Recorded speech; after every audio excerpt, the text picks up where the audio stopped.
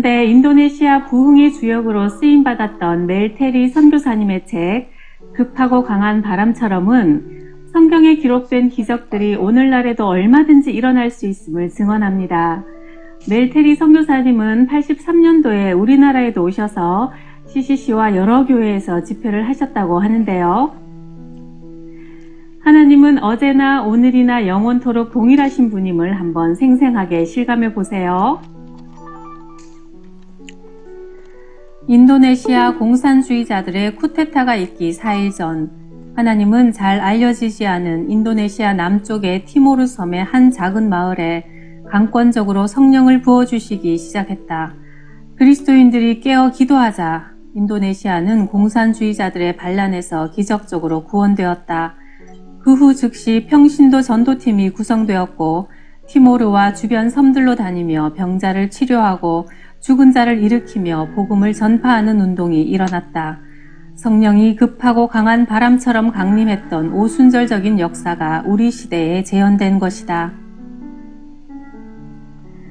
우리 교회 전도대가 암호항이라는 마을에 전도하러 갔는데 초상집이 있었다. 사람이 이틀 전에 죽었는데 유가족들이 우리에게 위로의 말을 부탁하며 청했다.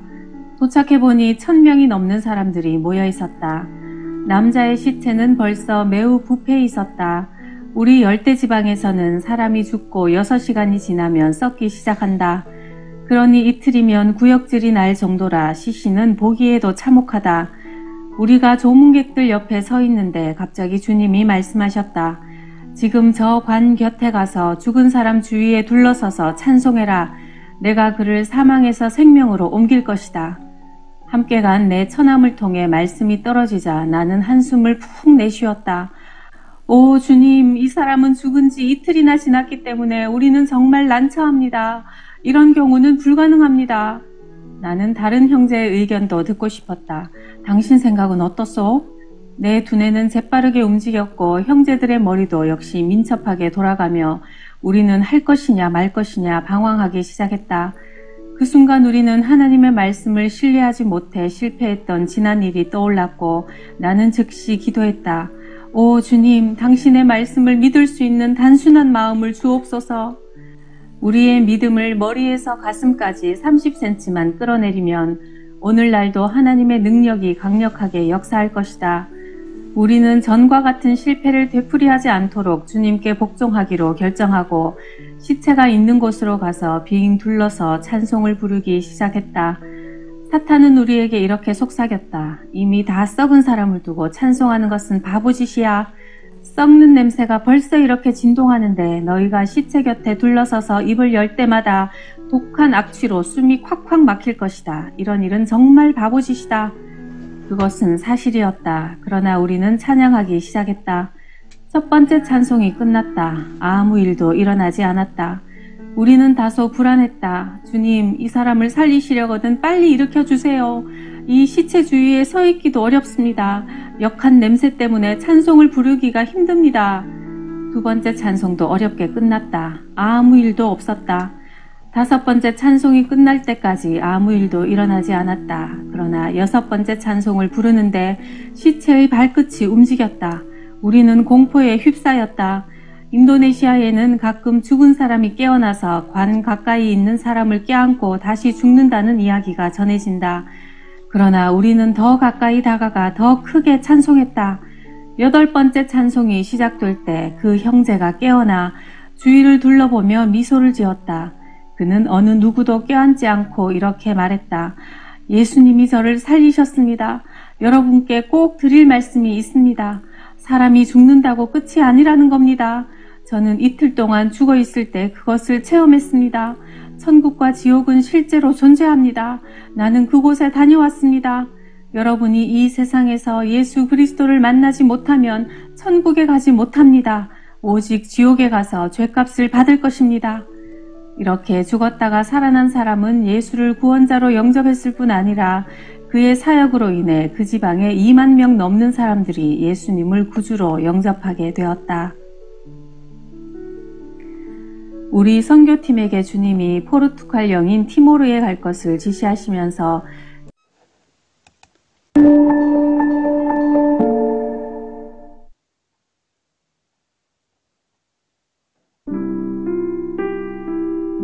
신토 파오르는 1958년 미얀마 보가일이라는 마을에서 태어났습니다. 대부분의 미얀마 사람들처럼 파오르는 절실한 불교 집안에서 자랐습니다.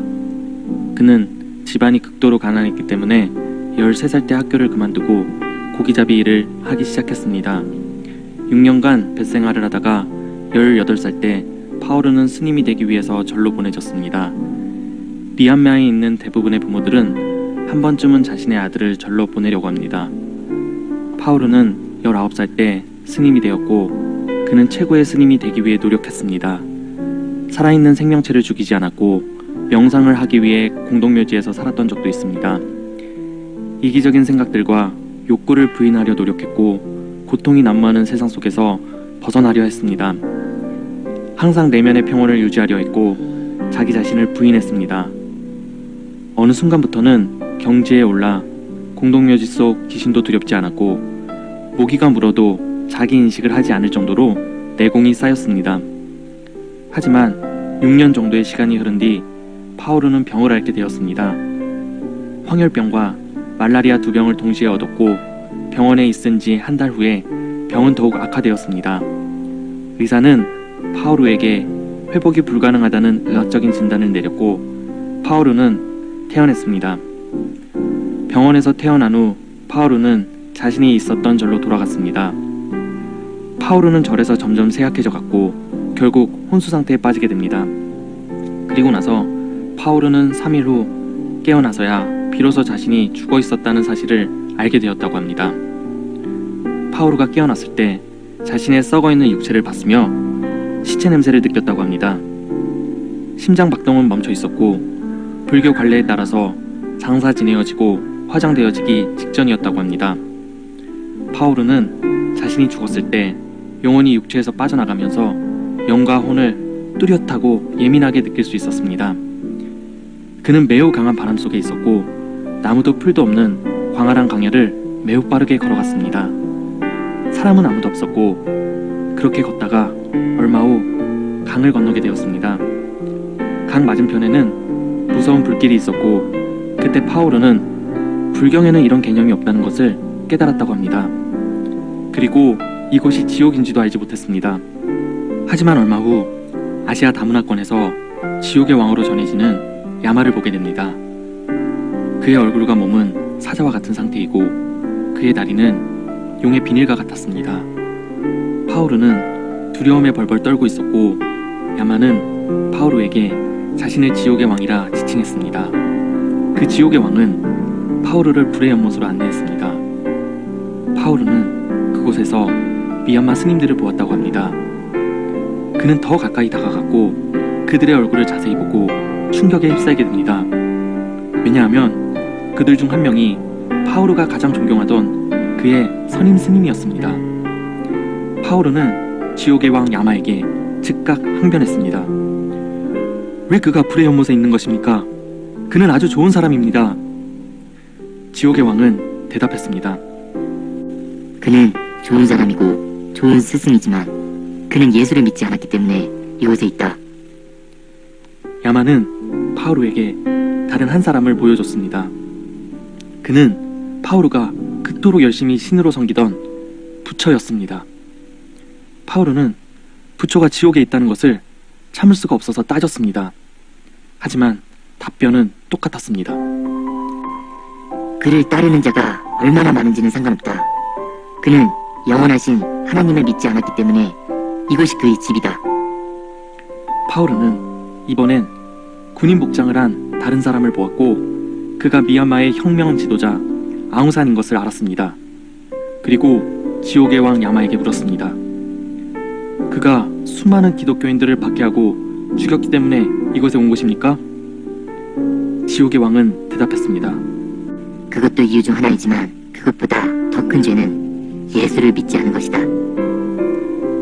파오르는 또 한 명의 군인을 보았습니다. 보통 사람보다 6배나 큰 모습이었고 군 갑옷으로 무장을 하고 있었습니다. 그에 대해 묻자 지옥의 왕 야마는 대답했습니다. 그 남자의 이름은 골리앗이다. 그가 여기 있는 이유는 전지전능하신 하나님과 그의 종 다윗을 모독했기 때문이다. 파오르는 다른 대부분의 미얀마 사람들처럼 성경을 접한 적이 없었기 때문에 골리앗이 누군지 몰라서 혼란스러웠습니다. 그리고 얼마의 시간이 흘러 또 다른 지옥의 왕이 나타나 파우로에게 물어봤습니다. 당신은 이곳에 속한 자인가? 파우로는 대답했습니다. 아닙니다. 나는 여기를 보러 온 사람입니다. 그리고 나서 파우로는 자신이 처음 있었던 황량한 벌판을 향해 돌아갔습니다. 3시간 정도 걸은 후에 한 이정표가 나타났고 선택의 갈림길이 있었습니다. 갈림길 편말에는 이렇게 적혀 있었다고 합니다. 예수를 믿지 않는 자는 왼쪽의 넓은 길로 갈 것이요 예수를 믿는 자들은 오른쪽 좁은 길로 갈 것이다. 파우로는 처음에 왼쪽 길을 택했습니다. 300야드 전방에 2사람이 있었고 파우로는 2사람이 얼마 후 칼에 찔려 고통스럽게 죽임을 당하는 모습을 봤다고 합니다. 파우로는 너무 놀라 비명을 질렀고 황급히 다시 돌아와 믿는 자들의 길로 돌아섰습니다. 1시간 정도 걸은 후 그 길의 표면은 황금빛으로 바뀌었습니다. 그 길은 너무도 순수한 황금이었기에 자신의 얼굴이 선명하게 비춰졌다고 합니다. 그리고 자신의 앞에 서 있는 한 남자를 보았습니다. 너무나 맑은 노래가 흐르고 있었고 그 남자는 파우로에게 같이 걷기를 권유했다고 합니다. 파우로는 그에게 이름이 무엇인지 6번이나 물었고 그 남자는 마침내 대답했습니다. 나는 천국의 열쇠를 쥐고 있는 자입니다. 천국은 매우 아름다운 곳이지요. 이곳은 당신이 예수님을 따른다면 당신의 명이 다 외울 수 있는 곳입니다. 그는 말을 마친 후 자신을 베드로라고 소개했습니다. 그리고 베드로는 이어서 말했습니다. 이제 당신이 있던 곳으로 돌아가셔야 합니다. 그리고 부처를 믿는 자와 우상을 믿는 자들에게 말하세요. 그들이 변화되지 않는다면 지옥으로 갈 것이다 라고 전하세요. 그리고 부처에게 절하는 자, 예물을 주는 자들도 지옥에 갈 것이라 전하세요. 베드로는 파우로에게 세상으로 돌아가서 자신이 본 것을 증거하라고 하였습니다. 그리고 파우로에게 새 이름을 지어 주었습니다. 그 이름은 아테피안 신토 파우르였고 그 이름의 뜻은 부활한 바울이었습니다. 파우르는 그곳이 너무 좋아 천국에 머물고 싶었다고 합니다. 하지만 베드로는 돌아가서 예수를 증거할 것을 명하고 그를 돌려보냈다고 합니다. 파우르는 그 순간 깨어났습니다. 깨어난 순간 사람들의 우는 소리와 어머니의 절규가 들렸다고 합니다. 많은 사람들이 있다는 것이 느껴졌고 자신이 간 속에 있었다는 것도 알 수 있었습니다. 자신이 움직이자 파우로의 어머니와 아버지는 경악하여 소리치기 시작했습니다. 많은 사람들은 공포에 질렸고 그를 귀신이라 믿고 도망가는 사람들도 있었다고 합니다. 관 속에는 파우로의 몸속에서 흘러나온 액체들이 있었고 역한 냄새가 진동을 했습니다. 파우로는 불길에 태워지기 일보 직전이었고 부모님이 화장되기 직전에 마지막 육신을 보기 위해 관 앞에 와 있었다고 합니다. 파우로는 즉시 자신이 보았던 것들을 증거하기 시작했습니다. 지옥에 있던 사람들에 대하여 증거하였고 자신과 자신의 조상들이 믿어왔던 것들은 모두 거짓이라고 말했습니다. 그곳에 있던 사람들은 놀랐습니다. 그들은 파우로가 얼마나 열렬한 스님이었는지 알고 있었기 때문이었죠. 파우로가 진정 부활한 바울인지 알 수는 없지만 그리고 그가 혼수 상태 중에 꿈을 꾼 것일 수도 있지만 중요한 것은 그가 깨어났다는 것과 예수님을 알게 되었다는 것입니다. 그는 기독교에 대해서 전혀 모르고 있었지만 3일 동안 그가 배운 것은 너무나 실질적인 것이었기 때문에 그는 열렬히 예수님을 증거하고 다녔습니다. 그는 더 많은 이들에게 자신의 경험을 알리기 위해서 그의 메시지를 오디오와 비디오에 담았습니다. 하지만 미얀마에 있는 경찰들과 불교 재단들은 수거할 수 있는 한 최대한 그것들을 모아 불태웠다고 합니다. 미얀마에서 그 테이프를 소지하는 것은 굉장히 위험한 일이고 그는 감옥에 여러 번 감금당했습니다. 하지만 그는 석방이 되면 다시 그가 보고 들은 것들을 증거하고 다녔습니다. 그리고 현재 그의 행방을 아는 이는 아무도 없다고 합니다. 한 소식통에 따르면 그는 감옥에서 살해당했을 가능성이 크다고 합니다.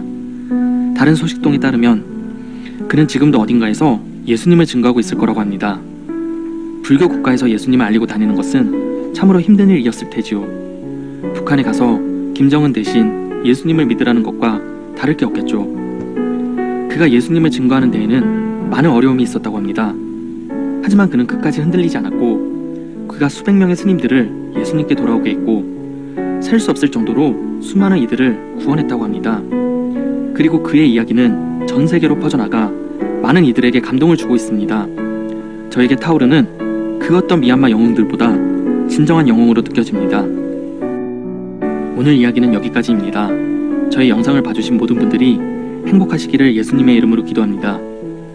구독과 좋아요를 눌러주시면 사명감을 가지고 더 많은 하나님 소식 전하도록 하겠습니다.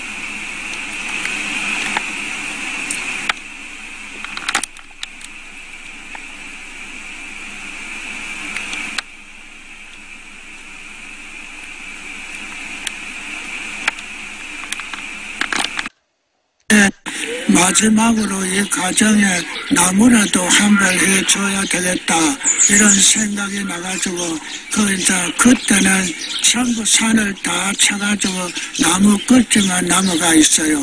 나무 끝에 나무 뿔거지만 남아있는 그런 시대인데 그래가지고 이제 소그룹마도 아주 옛날에다가 보니까 철동태 해가지고 그것을 이제 소르미아가 이래 가는데 한 30리 거리에 나가가지고 그래가지고 거기에서 이제 나무로 해가지고 그래 오는데 그날이라서 완전히 비가 왔어요.